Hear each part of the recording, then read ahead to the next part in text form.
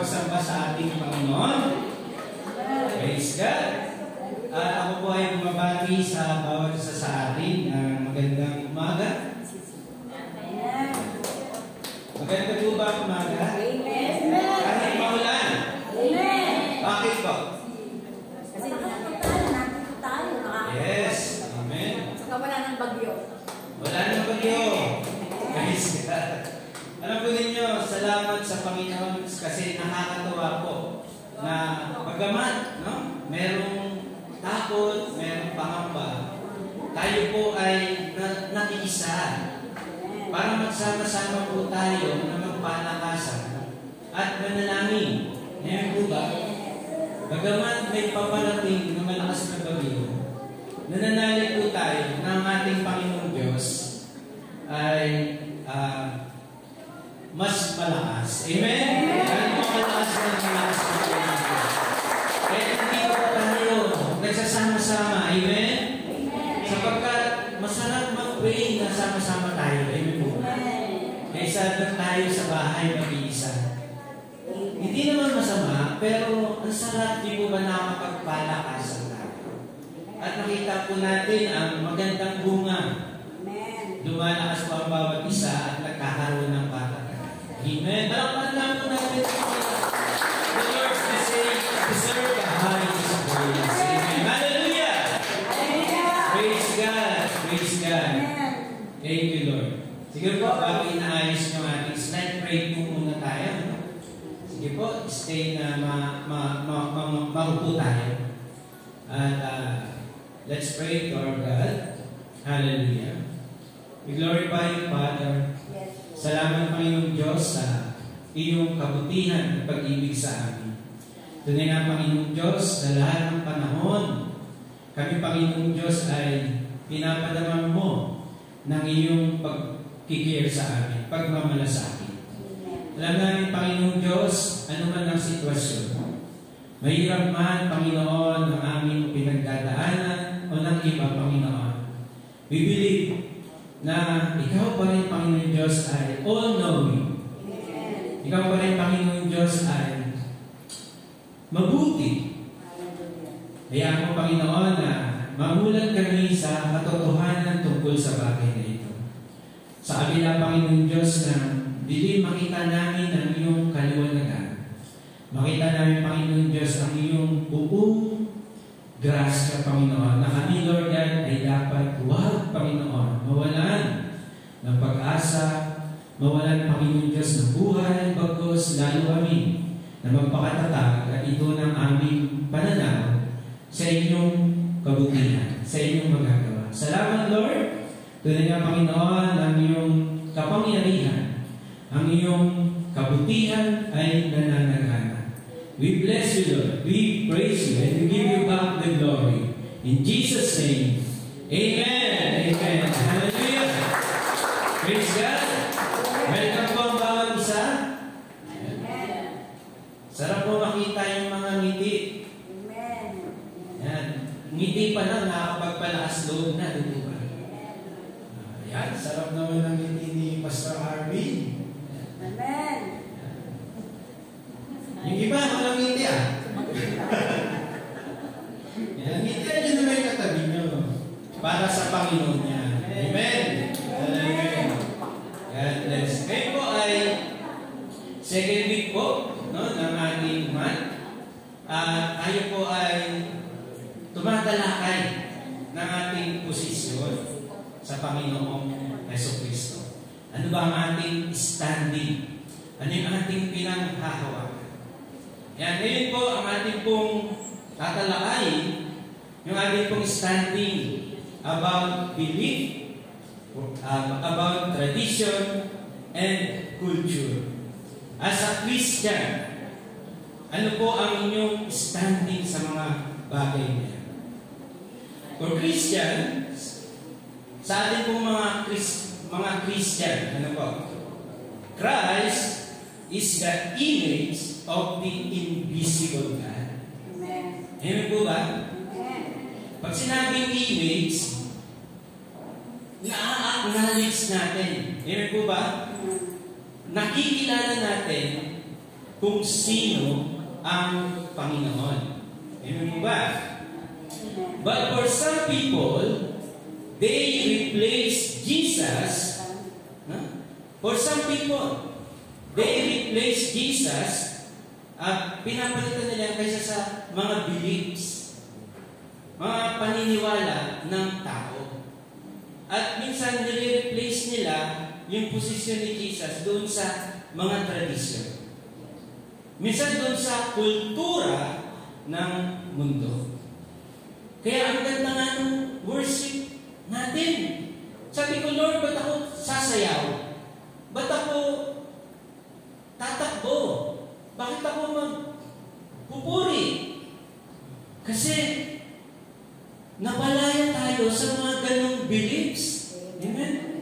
Napalaya tayo dun sa mga tradisyon na yun. Napalaya tayo dun sa mga kultura na yun na hindi natin alam noon na tayo pala ay naaalipin ng masamang paniniwala at mga tradisyon at kultura lamang ng araw. They rather believe to man wisdom or their old tradition and inherited culture. Hindi sa Panginoon, no? Pero talaga naman bigay todo sila. Proud na proud sila, no? Nagmamalaki pa na nagagawa nila yung mga bagay na yun. Kaya nga po, nananalangin ako sa Panginoon na pagkatapos ng mensahe na ito ay nakaposisyon ang Panginoong Jesus sa right position natin. Amen mo ba? Nakarupo siya sa puso natin, nakatatak siya sa isip natin, at siya po ang ating nalubos inaasahan. Tingnan po natin yung teksto natin. Colossians, dito po tayo, siyempre Word of God po, ano? Sabi po, beware lest any man spoil you through philosophy and vain deceit, after the tradition of men, after the rudiments of the world, and not after Christ. For in Him dwelleth all the fullness of the Godhead bodily, and ye are complete in Him, which is the head of all principality and power, in whom also you are circumcised with the circumcision made without hands, in putting off the body of the sins of the flesh by the circumcision of Christ. Verse 12, buried with Him in baptism, wherein also ye are risen with Him through the faith of the operation of God, who hath raised Him from the dead. And another verse po. Sige, di pa pala natin ba? And you, being dead in your sins, and the uncircumcision of your flesh, hath He quickened together with Him, having been forgiven you all trespasses. And last verse po natin. John 8:32. And ye shall know the truth, and the truth shall make you free. Ano po yung nabasa natin? Magkaroon na po muna tayo ng pag-a-analyze. Yung unang-unang verse, sabi po doon, beware. Ayan. Ito po yung main verb niya. Ito po yung primary verb na nagsasabi ng sitwasyon. Ano po? At nung dapat, yung cause na dapat natin pagtuunan ng pansin. Yan. Sabi po doon, beware. Ang ibig sabihin, be on guard. Tungkol saan? Doon sa ating right standing sa Panginoong Hesus Kristo. Mamaya makikita po natin dyan, no? Yung mga dapat natin pagtuunan ng pansin. Pero dito po, tinutukoy, teka muna ba, bantayan mo.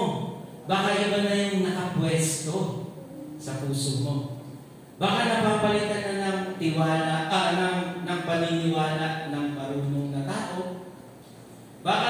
napalitan na ng mga tradisyon o baka napalitan na ng mga kultura na hindi naman nasasakop ng Panginoong Hesus Kristo. Sapagkat right standing in Christ is needed for us to know the truth and to experience freedom. Once na hindi mo alam kung sino si Kristo sa buhay mo, once na hindi mo alam kung ano yung role o kaya yung dapat mong panghawakan bilang Kristiyano, hindi mo mararanasan yung maging malaya dahil sa katotohanan. Amen po ba? Maraming confusion sa isip. Maraming mga bumabagaba. Tama ba ito? Mali ba ito? Ito ba ang dapat gawin? Kasi hindi alam. Hindi alam ang posisyon. Kaya natingnan po natin dyan, yung importanteng mga word. Sabi yung spoil. Ito po ay future tense siya, na ang ibig sabihin, sa future mo mararanasan. Kapag yung place ng Panginoon ay napalitan, akala mo, everything seems look good, but in the inside, the damage is starting. English lang po kasi andito si Brother Ricky Conte. Na tama ba yung English ko? You understand, Brother Ricky? Amen. Praise God. No? Once Jesus Christ was replaced, from His proper place, our situation will spoil. The damage seems not this time, but to the future tense. To the future. To the future. No? Akala mo ang ganda, pero pagdating pala sa huli, nalalayo na sa Panginoon. Ayun po yung problema. Kaya nga, beware, na hindi tayo mabiha ng mga aral ng matatalinong tao, ng tradisyon, o ng mga kultura ng mundo. Alam po din kasi yung word na pag hindi na siya na-replace siya, may kakaroon ng disorder. At ang ibig sabihin ng disorder, ito po yung word na sa Tagalog, huwag kayong mabihag. Ang ibig sabihin niya, kagaya po ng mga Israel noon, sila po ay malayang nagpupuri sa kanilang lugar, sa kanilang bayan. Pag sinabing nabihag sila ng panahon ni Nebuchadnezzar, sila po ay dinala doon sa Babylon, at ang ginagawa nila ay yung ayaw nila sa sarili, pero ginagawa. Pero napipilitan silang gawin at ito ay ginagawa na nila mismo. Parang yun po yung nabihag, yung spoil. Yung bang dapat papunta ka sa kanan, na ang nangyayari na pupunta sa kaliwa. Nawawala ka sa tamang posisyon. Pero ang ginagawa mo parang sa Panginoon pa rin. Ayun po, ganun ang ibig sabihin. Ayun na naman si Wardy. Pero, pinag-pray na natin kay Lord, di ba? So, ganun pa ibig sabihin. Kaya, hindi po natin, mabantayan kung nami-maintain ba yung position ni Jesus sa ating puso, sa ating buhay, mapapahamak tayo. Ano po yung sabi niyo ng Jude? Na yung pananampalatayang ibinigay sa atin ay ingatan ninyo, bantayan ninyo kasi maraming nagsisipasok. Na mga tao, ang puso nila ay walang takot sa Diyos. Ito po yung pananampalataya sa akin, once and for all. Wala nang iba. Yun lang. Kaya nga sabi ni Paul, kung may mangaral sa inyo ng ibang mabuting balita, baka sumpain siya. Kasi iisa lang ang totoong mabuting balita. Amen po ba nun? At ito po yung ating titignan ngayon. Yung ating pinanghahawakan tungkol sa Panginoong Heso Kristo. Sapagkat ito po ang ating kalagayan.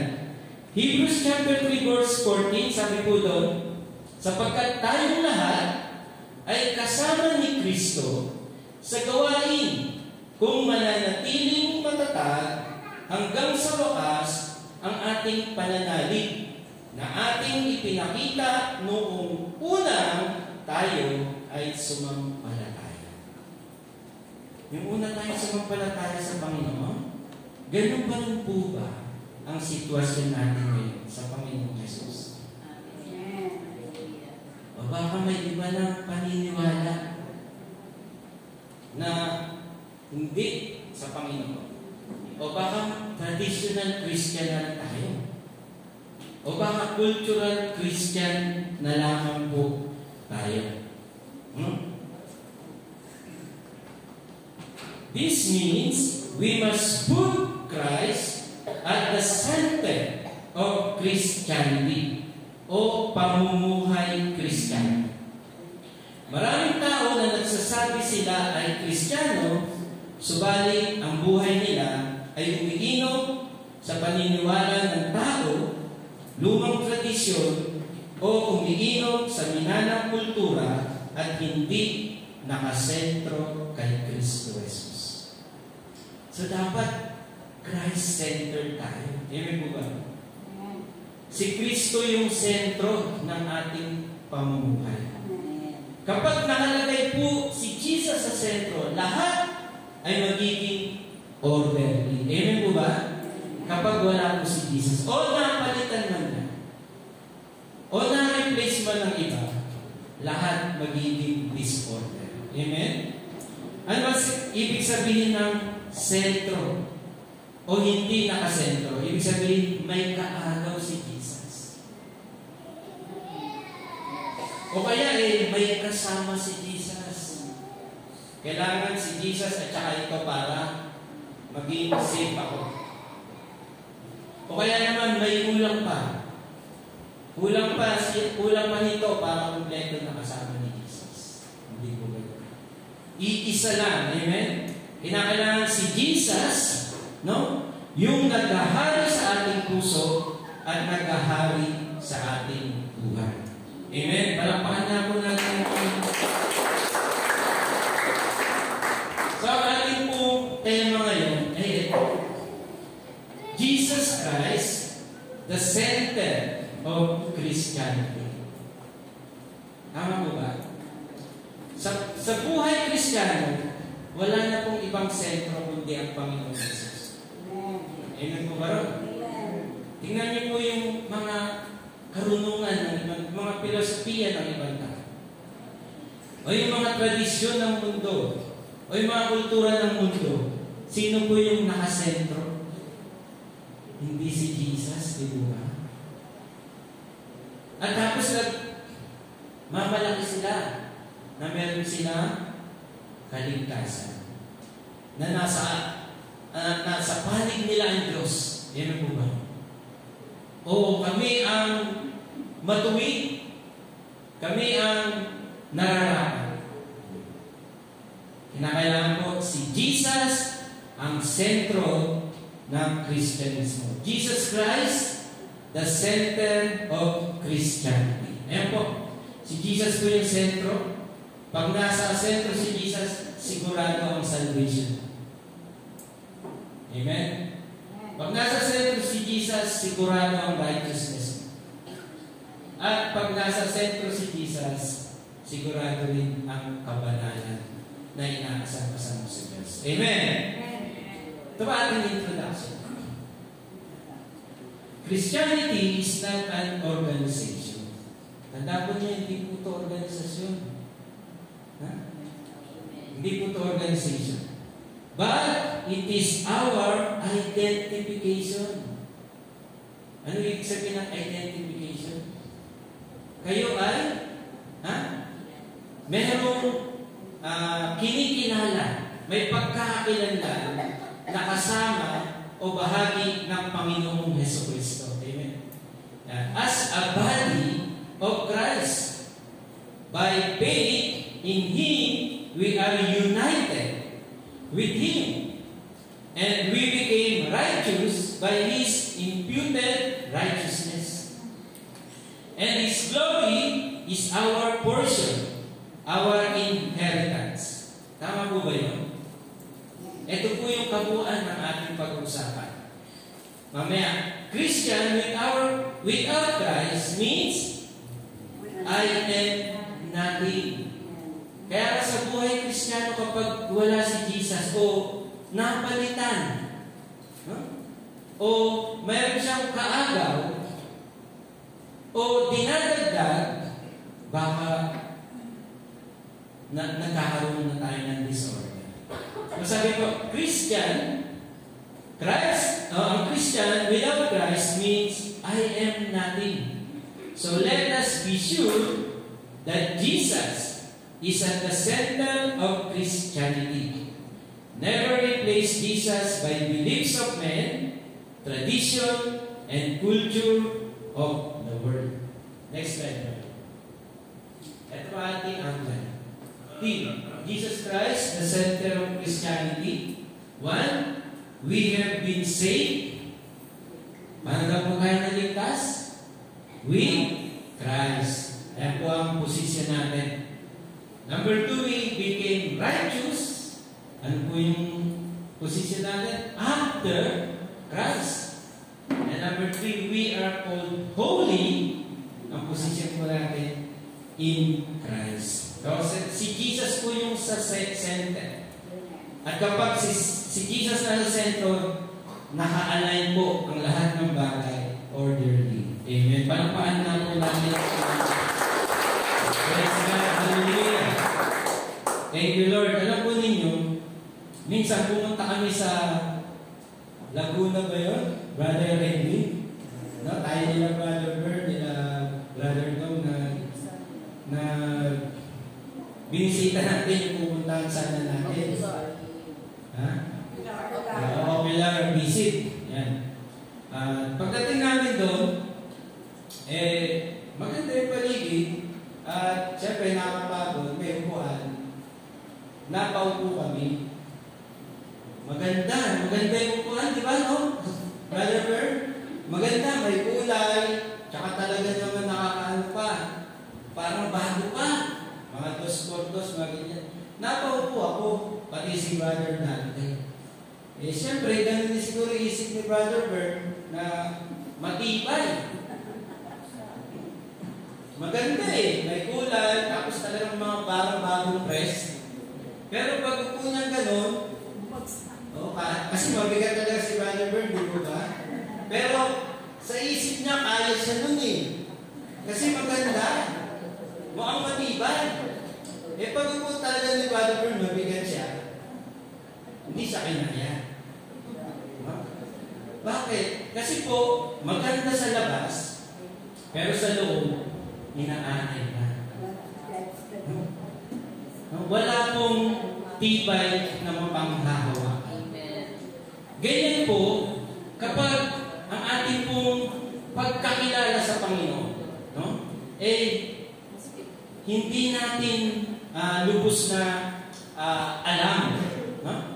Yung pagkakilala natin sa Panginoon parang hindi ganap, hindi kumpleto. At talagang parang meron tayong confusion o pag-aalinlangan.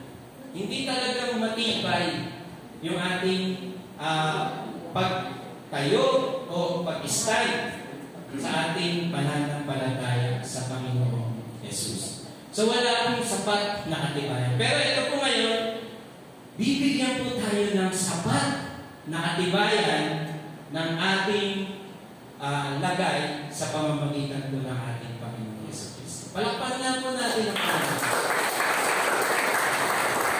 Sige po, unang slide ko na.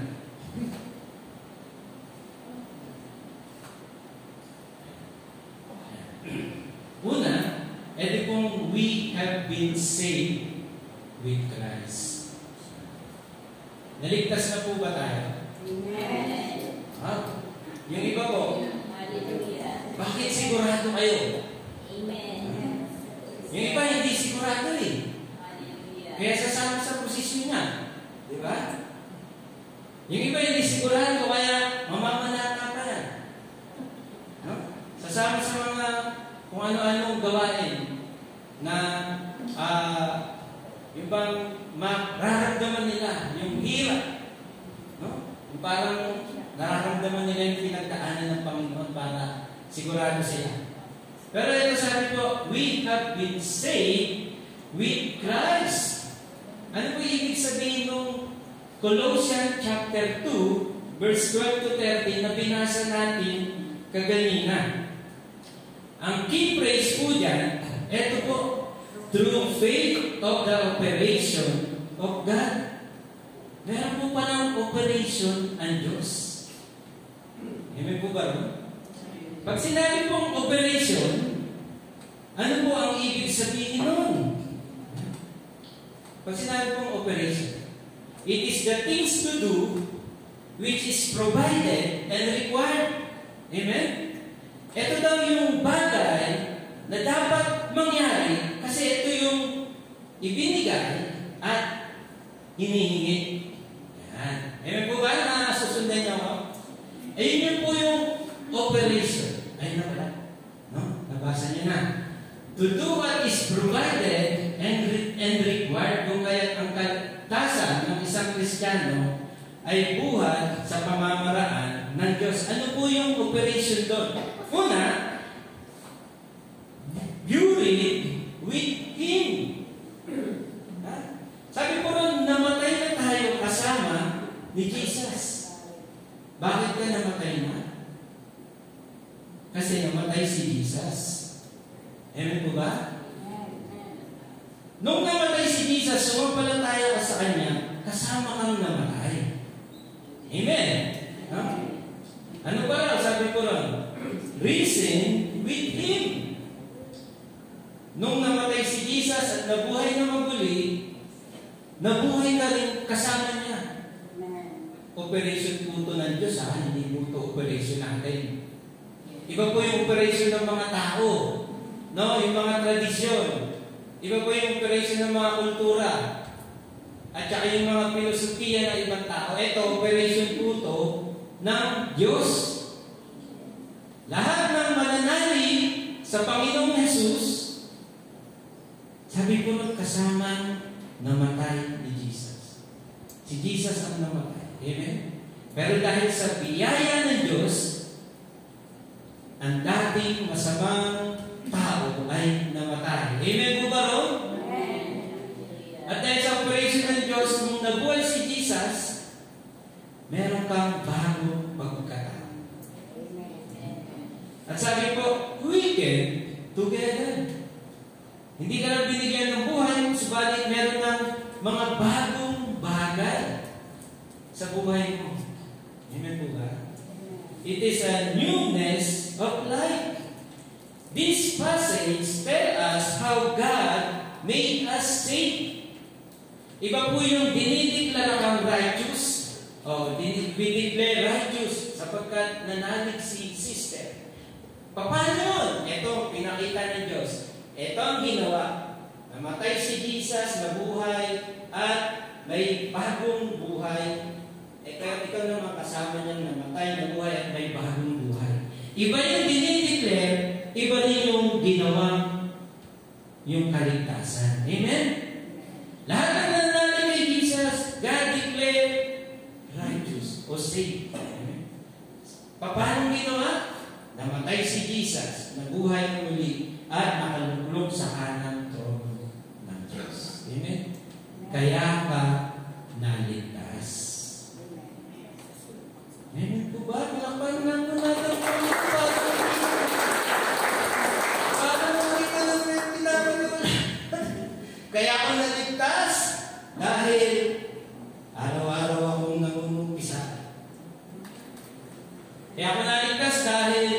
nagdurusa ako araw-araw. Kaya ako naligtas dahil nag-aabuloy ako araw-araw. Operation ng tao yun.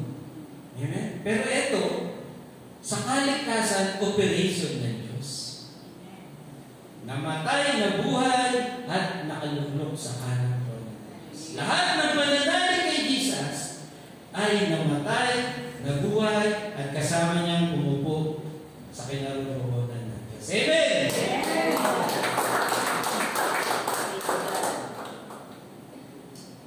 Diba naligtas tayo dyan? Sa katotohanan tungkol sa bagay na yan? Di po ba? Noon, ano bang pinaniniwalaan natin? Para maligtas, kailangan ka Sino ba yung may mga tradisyon dito na para maligtas? Maglakad ng nakapaa pagka pinitensya, no? Para mabawasan ang mga kasalanan, mabawasan nga lang. So, ayun po yung operation ng Panginoon. So, kaya naliligtas tayo kasama ni Kristo.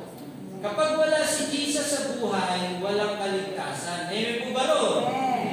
Ano man ginagawa mo, kung hindi sa pamamagitan ni Jesus, wala po yung kaligtasan. Wala po yung kasiguraduhan. Tingnan po natin. Ano ibig sabihin niya?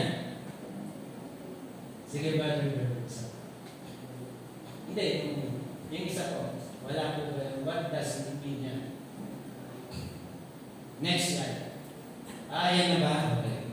So, ang tao ay naliligtas di sa pamamagitan ng kanyang mga gawa, kundi ng mga gawa ng Panginoong Jesus. Tandaan po natin, ano?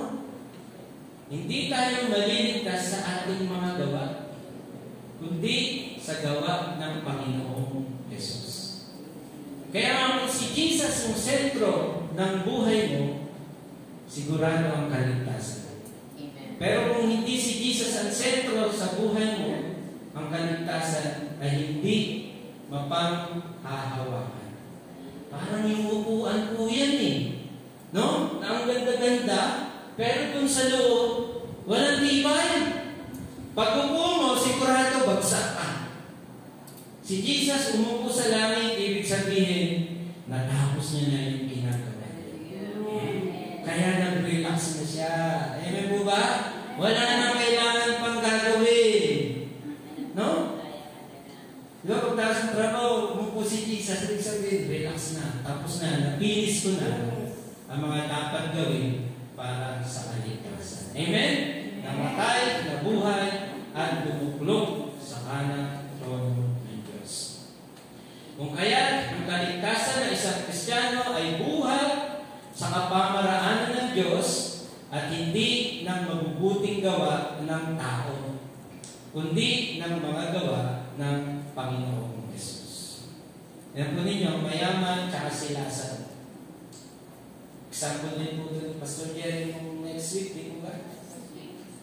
Ay, last week. Next week, advance. Siguro may mag-example din po dito next week. No? Ang mayaman at si Lazaro. Ang mayaman ay maraming pera, maraming magagawa. Hindi po ba? Siguro marami ang natulungan, maraming kapag-aral. Hindi ba masama? No? Pero kung yung pananampalataya maliligtas ako dahil dito, yun ang masama. Amen po ba? Pero kung tumutulong ka dahil hahayag ang pangalan ng Panginoong Jesus, sigurado yan. Amen po ba? No? Kasi gano'n eh. Nakasentro kay Jesus. Pero kahit anong mabuting gawa, hindi masama. Na para maligtas ka, yun ang mali. Pero kung ginagawa mo dahil sa kapurihan ng Panginoong Jesus, dahil niligtas ka niya at hindi doon, sigurado, magpapalaan ka ng Panginoon. Kaya nga, no, gayon din yung magnanakaw sa tabi ng cross. Example din po din, Pastor. Maganda kasi po yung example na mga ganito eh. Ang magnanakaw po yun. Pero nakapako siya sa cross. Marami po ba siyang nagawang mabuti? Bakit siya nakapako sa cross? Magnakaw nga eh. Di po ba? No? Nagnakaw ako kasi tutulong ako sa iyo. Para si Robin Hood. No? Maraming ganun minsan eh. Pero ito, sabi nga eh, ba't siya naligtas? Ano sabi ng Panginoon sa kanya? Na yun din, sasama kita sa paraiso. Bakit? Kasi tinanggap niya ang Panginoon. Nanalig siya. Bagamat hindi niya na kailangan magpabautismo, amen? Hindi niya na kailangan na gumawa ng mga kung ano-anong gawain pang-relihiyon, naligtas siya. Kasi tumanggap sa Panginoon. Bakit siya naligtas? Kasi nga namatay si Jesus, nabuhay si Jesus, at nakaluklok sa kanang trono ng Diyos. Kasama niya. Amen po ba? Pagkasama mo si Jesus sa iyong hinahangal na kaligtasan, sigurado. Lahat ng tatanggap at mananalig sa Panginoong Jesus, maliligtas. Sabi mo ng Bible.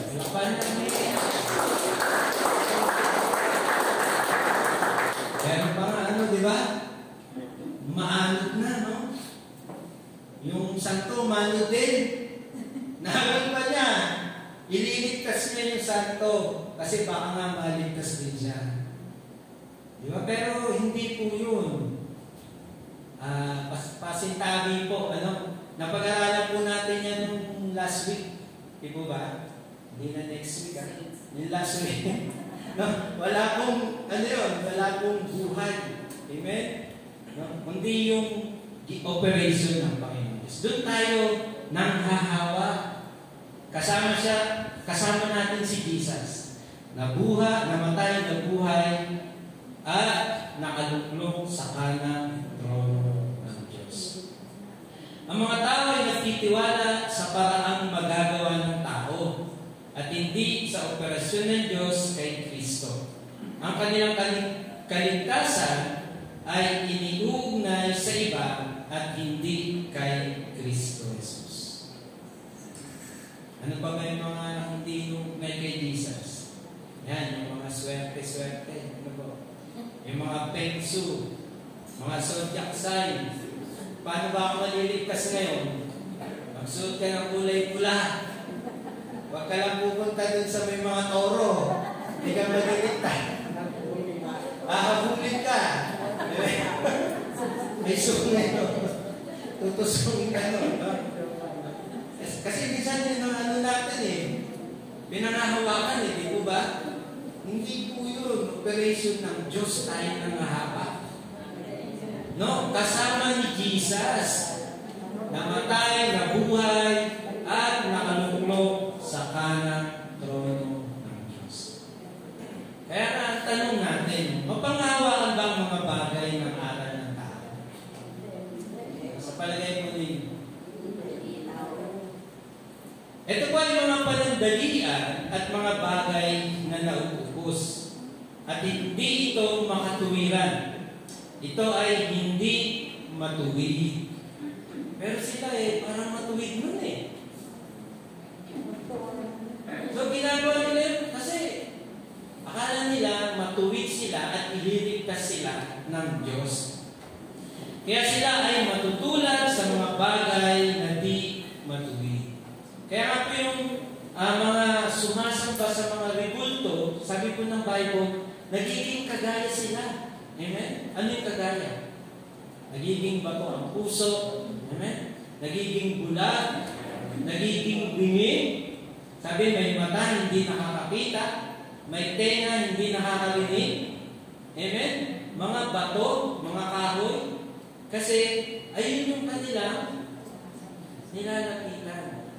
Kahit na itsura pa yan noong napako si Jesus. Pero iba na yung nabuhay na magmuli. Walang nakakita sa kanya. Amen po ba? Kahit yung mga disipulo, Hindi siya nakilala. Amen? Sabi nila, si Jesus yun na. Kaya wala akong makikitang imahe. Amen po ba? Wala akong, hindi ko sabihin, wala akong, hindi po kinalulugdan ng Diyos yung mga taong gumagawa ng mga bagay na inahahalin tulad sa Kanya. Amen po ba? Kaya si Jesus nga po yung image of invisible. Amen po ba? Salamat na palaya tayo ron. Noon sama-sama tayong bumubuhat ron. Di po ba? Sama-sama tayo nag-preposition kasama nun. Hindi natin alam nakakalimutin tayo nung rudiments of the world sa atin. Yung vain deceit. Yung bang nabihag tayo at inilayo dun sa katotohanan. Yung bang ibig sabihin.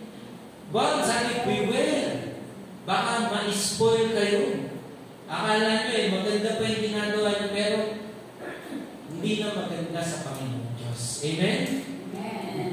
Pero salamat na palaya tayo sa mga bagay. Palakpakan na po natin. Kaya nga lahat ng nananalig sa Panginoong Jesus, si Jesus po ay matuwid at sa pamamagitan niya, aariin tayo matuwid. Amen? Next slide, brother. We became righteous. Next slide. Ulit.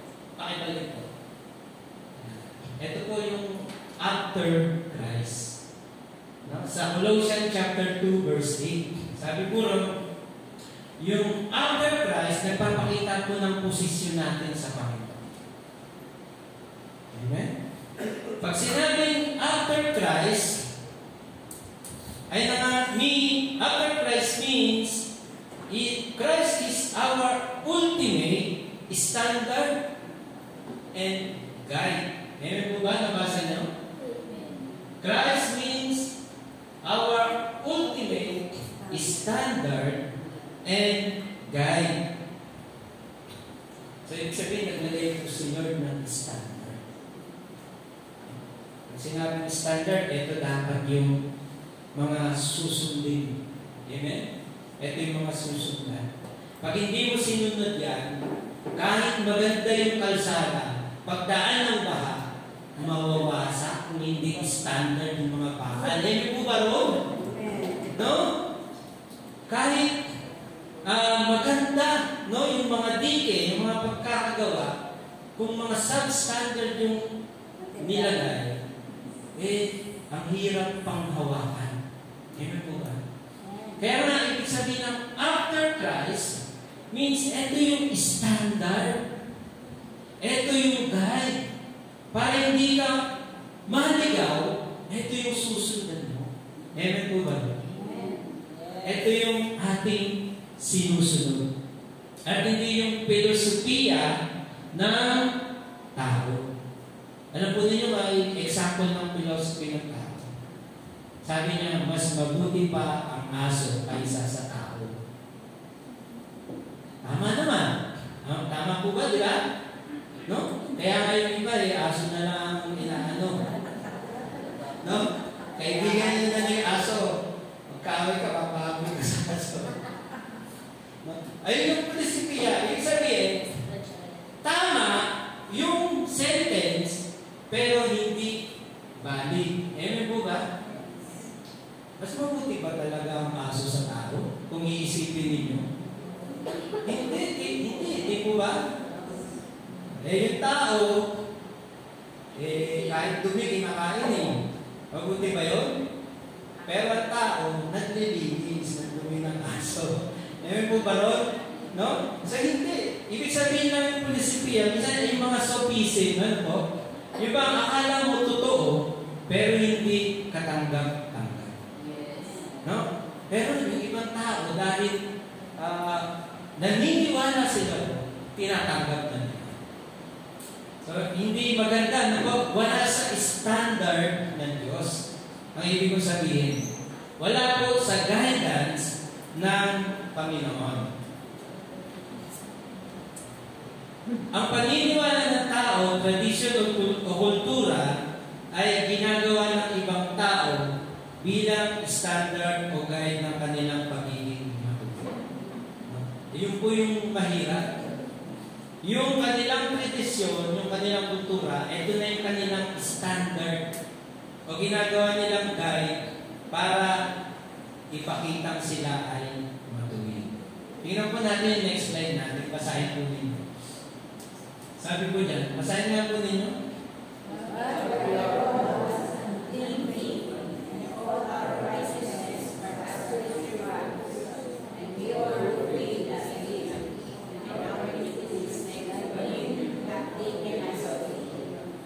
Amen.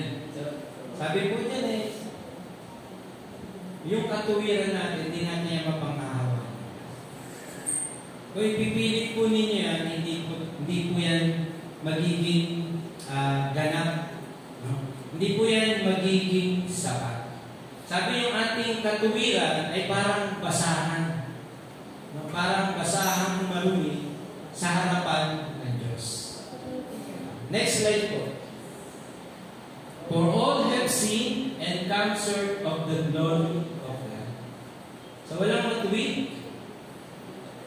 Ito po yung standard ng Panginoon. Lahat ay nagkasala at walang matuwid sa paningin ng Diyos. Isa yung mga tradisyon natin, aabot na ako sa langit dito. Yung mga kultura natin, parang, wow, okay na po. Pero, hindi after Christ. Diba? Next slide, Bible. Sabi ayon tayo, Matthew 5:48, sabi ko, be ye therefore perfect, even as your Father which is in heaven is perfect. Ito po yung standard ng Diyos. Kailangan maging perfecto ka. Kailangan maging perfecto ka. Isa lang po yung perfecto sa perfecto, di ba? Perfecto ka ba? Ha? Ito ang gusto ng Diyos. Ito yung standard niya. Perfecto dapat. Perfect! Kaya, nilagay ng Diyos si Jesus. Siya yung standard. Kaya nga, we follow after Him. Amen po ba ron? Ha? Siya yung sinusunod natin. Follow tayo kay Jesus. Sabi nga, Peter, come, follow me. Hindi susunod kayo sa mga, dahil marami sila, susunod ka, ang dami nagpupusin, susunod tayo. Ang dami mga gumagawa ng mga gawa ng pamilya na hindi naman kalugod-lugod sa Panginoon. Sunod tayo kasi marami sila. Hindi po lahat ng marami ay totoo. Amen po ba rin? Hindi po lahat ng marami ay totoo. Hindi lahat ng marami ay tama. Si Jesus po ang totoo. Amen? Si Jesus po ang tama. Wala pa na.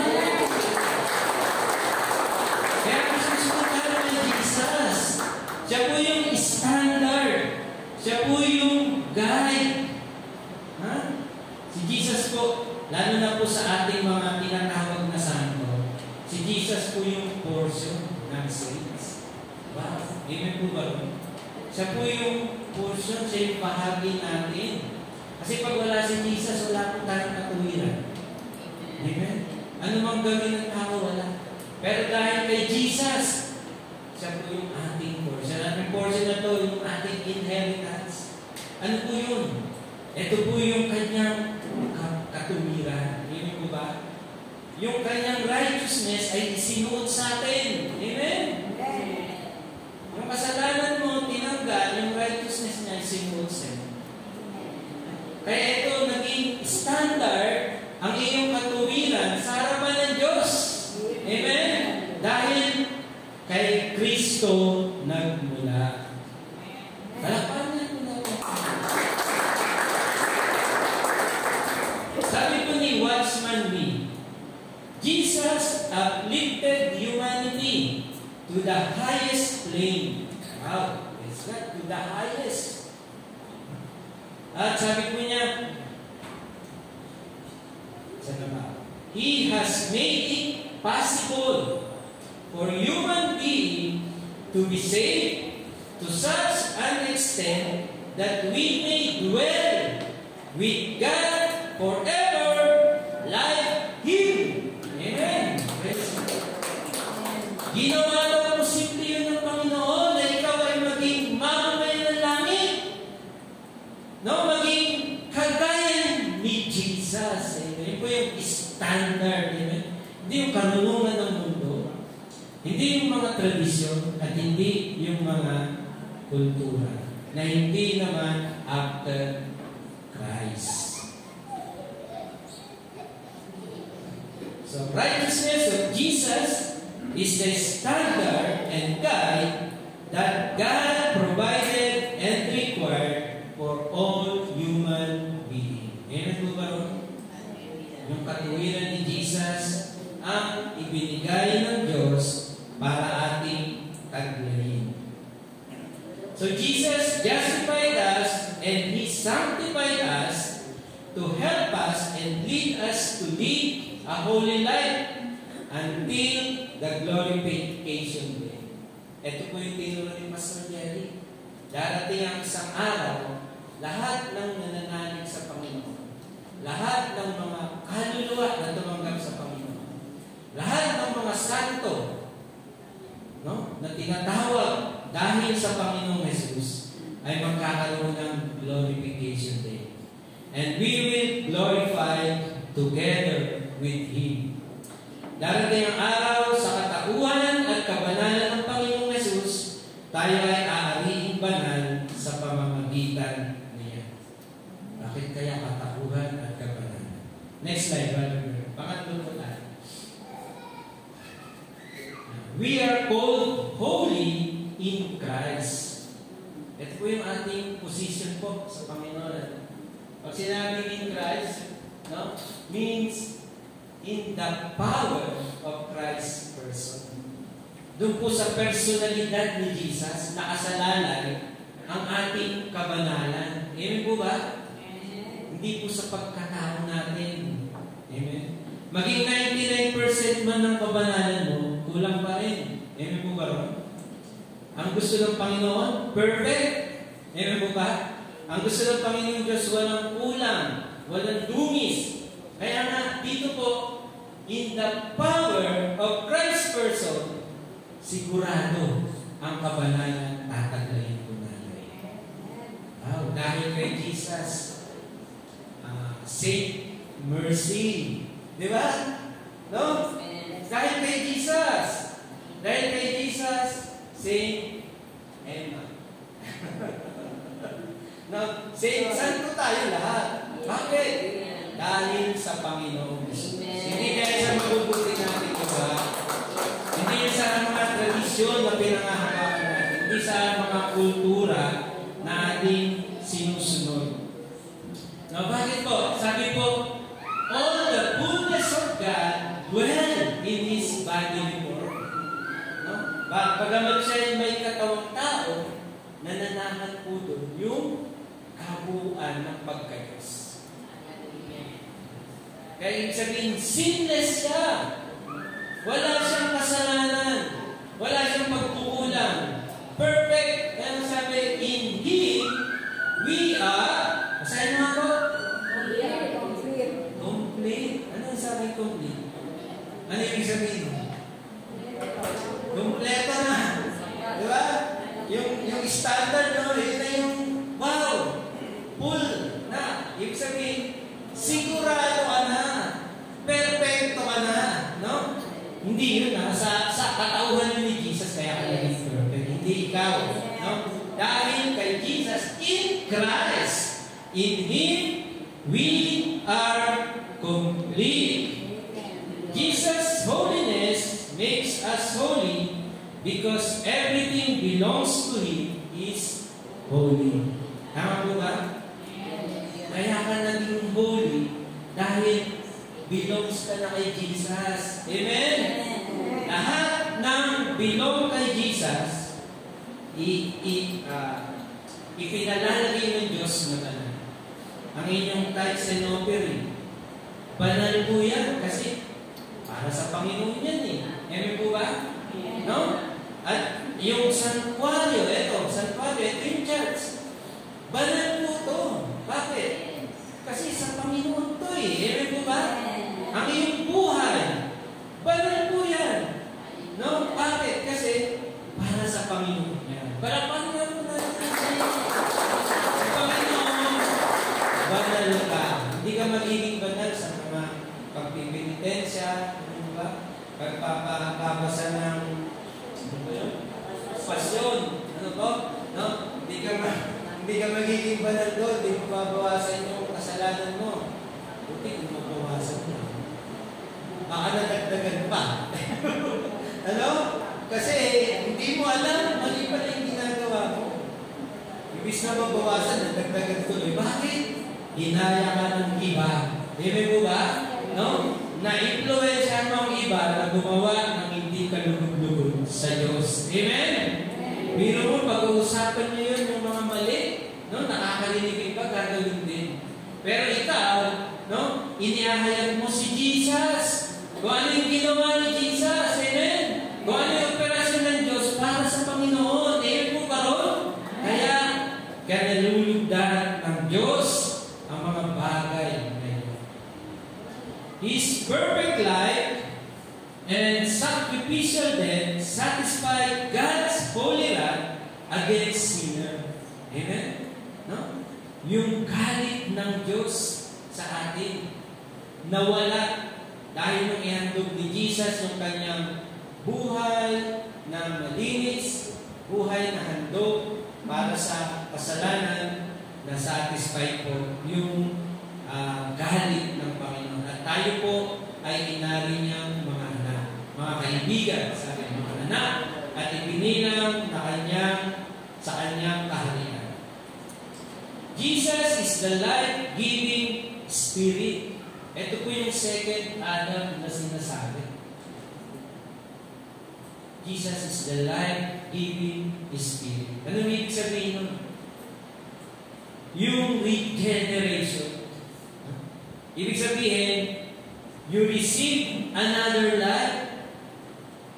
Tinanggap mo yung bagong buhay sa pagkatao ni Jesus. At yung bagong buhay na yun ay si Jesus mismo. Amen po ba? Dahil tinanggap mo si Jesus, meron kang bagong buhay. At ang bagong buhay na yun ay ang Panginoong Jesus. Bakit? Not for improvement, but turn from the soul to the spirit. Amen po ba? Ano ibig sabihin nun? Hindi para baguhin lang yung mga dati mong masamang ugali, kundi ilipat ka, no, doon sa buhay na spiritual, kung saan ay mararanasan mo yung presensya at kapangyarihan ng Diyos. Ito po yun. Baptism in Christ in His death. Yan. Ano po ibig sabihin nun? Ha? Tayo ay, dito kasi ang daming kultura na kailangan mabautisman ka para maligtas ka, para mapunta ka sa langit. Yung magnanakaw na hindi nabautisman. Pero dahil kay Jesus, sa pagkatao ni Jesus, sabi ko, meron tayong baptism sa Kanya. Sa Kanyang kamatayan. Amen mo ba ron?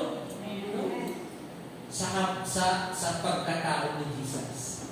Kahit hindi ka nabautismuhan. Pero required yun, ha? No? Na, sabi ni Jesus, sumayo kayo, pangalan ng mabuting balita. At ang mabautismuhan. Amen? No?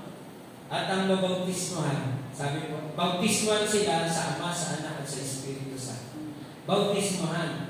No? At, paano kung hindi ka na mabautismuhan?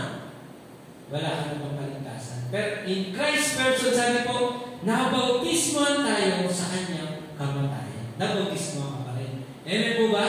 Amen. At sabi, circumcision in Christ made without hand. Hindi ka tinuli ng kamay ng tao. Tinuli ka yung sa pamamagitan ng kapangyarihan ng Diyos. Amen po ba? Yung iyong budhi, no? Nilinis para manahan ang banal na Espiritu Santo. At newness of life, ibig sabihin, we came together. na meron kang bagong buhay, bagong pangalan, bagong lahat bago.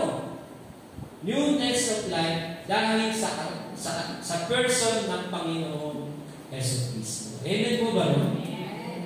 Pero paano yun naman ang Panginoon? Dahil sa kanya sigurado kayo. Ito yung ating identity. Amen po ba? Si Jesus. So, ang kabanalan ng Panginoon Jesus ay sapat na upang tayo ay isilang sa isang bagong buhay na may kabanalan. Wala na dating pagkatao. Lahat ay pawang bago. Sige po, conclusion na po tayo. Baka naman sumusobra na ako.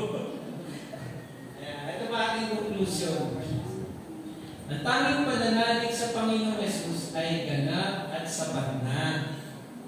Ganap na po yun at sapat na. Bakit? Sapagkat ang isang Kristiyano ay nakahawak sa operasyon ng Diyos kay Kristo. Bakit sapat na yung faith? Kasi ito yung gawa ng Diyos. Amen po ba? Dito tayo nang mahawak. Dahil hindi naman natin pamahawakan yung mga mabubuting gawa natin.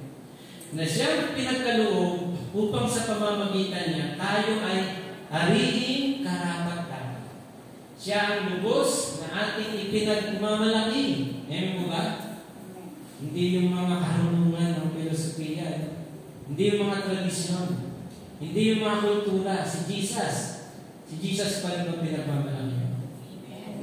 Si Jesus pa rin ba nakaposisyon yan? Siya ang lubos natin ipinagmamalaki. Kaya masabi niyo, kung may magmamalaki, may pagmalaki niya ang Panginoon. Amen po ba? Basta ba? At hindi ang mga filosofiya, tradisyon, at kultura. Sabi po ni Paul, ako ay namatay na. At ang buhay ko ay nabubuhay sa pag-ibig ni Kristo. I am justified, sanctified, and glorified.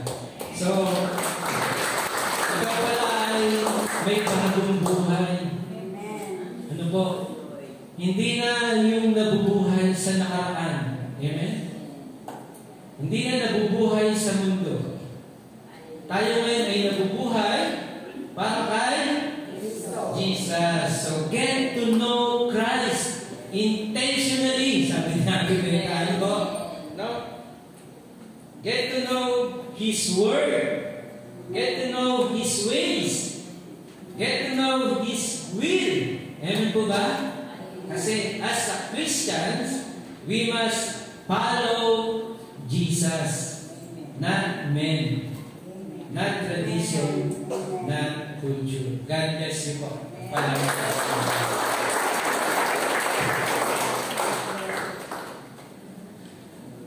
Di ba mag-pray po tayo? Lord, maraming salamat. Tunay nga, Panginoong Diyos, na kayo, Panginoon, ang maging sentro, Panginoong Diyos, sa aming buhay. Kaya nga po, Panginoong Diyos, ang manatiling nakaluklog. Huwag mo kami, Panginoong Diyos, Lord, hallelujah, hayaan na magkulang. Huwag mo kami hayaan, Panginoong Diyos, na magpabaya.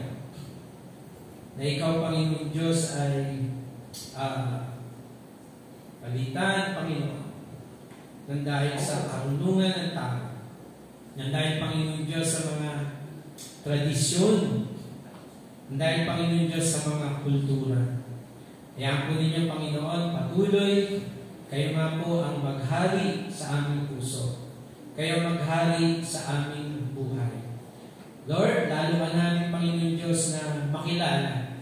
Kay Lord God, ang aming mapagmalaki. Gagaya, Panginoon, sabi ni Paul, Lord, ang mga bagay na ating Panginoon Diyos ipinagmamalaki ay inari kong kalugihan, Panginoon.